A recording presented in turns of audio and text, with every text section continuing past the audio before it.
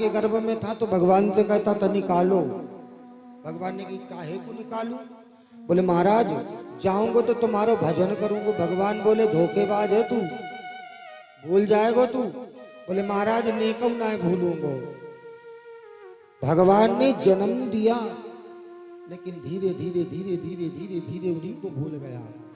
अरे भैया कहीं तो बात सही जाए, माँ बाप भी तभी तक याद आते हैं जब तक बहू नहीं आती। और घर में देवी जी का पदार्पण हो जाए माँ बाप की चिंता खत्म हो जाती है। बच्चे बड़े हो, बच्चे पैदा हो जाए, पत्नी की चिंता खत्म, बच्चों की चिंता में जीवन लग गया। जैसे जैसे समय ढलता है वैसे व्यक्ति बदलता है और अंतिम समय यही आता है। मेरे भाई बखौरा के ग्रामवासियों जरा ध्यान देकर के सुनना, हमारी तुम्हारी जिंदगी कितनी है? सुशील जी, हमारी तुम्हारी जिंदगी कितनी है? माता के जन्म से, माता के गर्भ के जन्म से लेकर और बस मरघट तक इतनी दूरी है। जन्म लिया और मरघट पहुंच गया, बस इतनी दूरी है। और इस दूरी को तय करने में उम्र लगा दी पूरी है। सारी जिंदगी लग गई इस दूरी को तय करने में। अच्छा मरघट में कौन जाता है? जो मर जाता है। किसी ने कहा जो मर गया वो मरघट जाता, क्या जिंदा मरघट नहीं जाते? जिंदा भी जाते हैं लेकिन जिंदा जलाए नहीं जाते, मुर्दा ही जलाए जाते हैं। ये संसार के घाट में भांति भांति के लोग आए हैं लेकिन जलता परमात्मा के प्रेम में वही है जिस पर भरोसा और विश्वास होता है। हमें विश्वास नहीं, आज बुआ नहीं आई आपकी, क्या बात है? जलता वही व्यक्ति है, जलता भी वही व्यक्ति है जिसके जीवन में जड़ता होती है। हमारे विद्वान कहते हैं जड़ को सींच लो, शाखा अपने आप तैयार हो जाएगी, पेड़ अपने आप तैयार हो जाएगा। भगवान का भजन कर लो, अपने आप मेरे प्यारे तुम्हारी सीढ़ी बन करके तैयार हो जाएगी। अगर सीढ़ी मजबूत है तो शिखर कामयाबी का अपने आप तुम्हें प्राप्त हो जाएगा। हमारे पूज्य सुखदेव जी महाराज कहते हैं राजन, ध्रुव जी महाराज भगवान की चौखट पर खड़े हैं। भगवान ने ध्रुव जी से कहा वरदान मांगो। ध्रुव ने कहा कुछ नहीं मांगेंगे। भगवान ने कहा क्यों नहीं मांगोगे? ध्रुव ने कहा मांगने की इच्छा तो तब तक थी जब तक मिले नहीं थे, और जब मिल ही गए हो तो फिर क्या मांगो? अच्छा मेरे भाई ध्यान देना ग्राम के लोगों, जिसमें सारी दुनिया बसी है और उस बसने वाले भगवान के पास हम जाएं तो क्या मांगेंगे? अगर वही मिल जाएगा तो सारी दुनिया मिल जाएगी। ध्रुव ने कहा प्रभु हमारे मांगने की इच्छा तो तब तक थी जब हम घर में थे। हम घर में थे तब तक हमारी मांगने की इच्छा थी, और जब हम घर से निकल करके बाहर आ गए तो मांगने की इच्छा हमारी खत्म हो गई। फिर भी भगवान ने कहा कुछ चाहिए? कुछ चाहिए? कुछ मांग लो। कुछ मांगना है क्या? ध्रुव जी ने कहा कुछ नहीं मांगना है प्रभु। भगवान ने कहा तो क्या चाहिए? ध्रुव मांगने तो आए थे तो फिर चाहिए क्या? ध्रुव ने कहा मेरी मैया सुरुचि को वैकुंठ दे दो। आपके साथ अगर कोई बुरा भी करे तो उसके साथ आप भला करिए। अगर आपके साथ बुरा करे, लंबरदार एक निवेदन है आपसे, अगर गद्दा सबके लिए पड़ेंगे तो सबके लिए पड़ेंगे। अगर ये गद्दा इन लोगों के लिए डाले जाएंगे तो सबके लिए गद्दे डाले जाएंगे, नहीं तो सब ऐसे ही बैठेंगे तो आप भी ऐसे ही बैठेंगे। ये भगवान का दरबार है, इस दरबार में सब समान होते हैं, चाहे छोटा हो चाहे बड़ा हो। और दुनिया के लोग केवल हमारी कमी देखने आते हैं, अच्छाई नहीं पकड़ते हैं। तुम में 100 अच्छाई होंगी, कोई नहीं देखेगा पंडाल में, लेकिन अगर एक कमी देखेगा तो गांव में जाकर के कह देगा वहां तो ऐसा हो रहा था। ये प्रभु की कृपा है साहब। अच्छों को तो दुनिया छोड़ती नहीं है, अच्छों को तो दुनिया छोड़ती नहीं है, अच्छों को तो कही देती है तू ऐसा, तो साहब बुरों की दुनिया कहाँ हो जाएगी?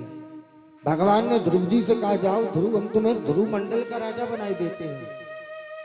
ध्रुव ने कहा प्रभु ऐसा नहीं है, हम ध्रुव मंडल के राजा तो बनेंगे लेकिन कृपा आपने की है, करुणा आपने की है, तो ध्रुव मंडल के राजा बन तो गए हैं, लेकिन क्या मेरी माँ का उद्धार नहीं होगा, भगवान ने कहा उद्धार होगा। और देखिए ध्रुव जब इस दुनिया से गए तो ध्रुव जी जा रहे थे, तो ध्रुव जी ने भगवान से कहा प्रभु ये बताओ हमारी माँ कहाँ है, जिससे हम जन्म लेकर के आए वो माँ कहाँ है। भगवान ने कहा ध्रुव देखो तुम्हारी माँ का विमान तुम्हारे ऊपर जा रहा है। ध्रुव ने कहा क्या बात कर रहे हो भगवान। भगवान ने कहा जिस वंश में तेरे जैसा बेटा पैदा हो जाए, जिस कुल में तुम्हारी जैसी संतान का जन्म हो जाए, उनके माँ बाप को तारने के लिए भगवान को आना पड़ता है। एक विद्वान कहते हैं जिस घर में बेटा अच्छा हो उस माँ बाप को मित्र बनाने की आवश्यकता नहीं होती, और जिस घर में बेटा दुश्मन पैदा हो समझ जाना उन माँ बाप को कहीं दुश्मन बनाने की जरूरत नहीं पड़ती है। बेटा अच्छा है मित्र की जरूरत नहीं है, और बेटा बुरा है तो दुश्मन की आवश्यकता नहीं, क्योंकि सबसे बड़ा दुश्मन तुम्हारे ही घर में पल रहा है। दुनिया से क्या दुश्मनी करोगे, तुम्हारी संतान तुमसे खुद दुश्मनी मान रही है। जिस घर में बेटा अच्छा होता है तो 7 पीढ़ी माँ की, 7 पिता की, 7 ससुराल की यानी ननिहाल की तार देता है। और जिस घर में बेटा नालायक होता है तो 7 माँ की, 7 ननिहाल की और 7 पिता की पीढ़ी को डुबो देता है मिट्टी में। महाराज हमारा बेटा अच्छा कैसे होगा, तुम्हारा बेटा तुम्हारे बनाने से अच्छा नहीं होगा। हर माँ बाप चाहते कि बेटा अच्छा बन जाए, लेकिन नहीं बनेगा। और एक निवेदन करें, दुनिया से चाहे संपत्ति क्यों ना चली जाए, धन दौलत क्यों ना चला जाए, लेकिन भगवत नाम हमारे जीवन से नहीं जाना चाहिए। और जिसके जीवन में भगवत नाम है, जिसके जीवन में भगवत नाम है, उसकी जिंदगी में कुछ नहीं होगा। जब महामुनि विश्वामित्र जी चक्रवर्ती जी के पास मांगने के लिए आए, कहा राम दे दो, तो महाराज चक्रवर्ती जी ने बड़ा सम्मान किया महामुनि जी का। इतना सम्मान किया, किसी व्यक्ति ने कहा कि व्यक्ति का इतना सम्मान कर दो कि अपने आप सब कुछ भूल जाए। अगर चुराना है तो किसी की दौलत नहीं, सबके दिल को चुरा लो। और हमने कहा महाराज हमें पैसा कोई, अरे पैसा तो वो चीज है साहब सड़कों में मिल रही है, लोगों का दिल जीत लो, पैसा अपने आप मिल जाएगा। ट्रेन में आप बैठ जाइए, बिना टिकट बैठिए, टीटी आवे उसका दिल जीत लो, कभी टिकट आपसे नहीं मांगेगा, हमसे कभी नहीं मांगता है, हम चाहे कहीं झूम आवे। सबसे अगर दुनिया में कोई कठिन काम है तो व्यक्ति का दिल जीतना है, और जिसने सबका दिल जीत लिया उसको फिर किसी चीज को जीतने की जरूरत और आवश्यकता नहीं है। सुखदेव जी महाराज धर्म सम्राट परीक्षित जी महाराज से कहते हैं, जिस समय चक्रवर्ती जी मांगने के लिए आए तो महामुनि जी से पूछा चक्रवर्ती जी ने क्या चाहिए आपको। अच्छा देखिए, भगवान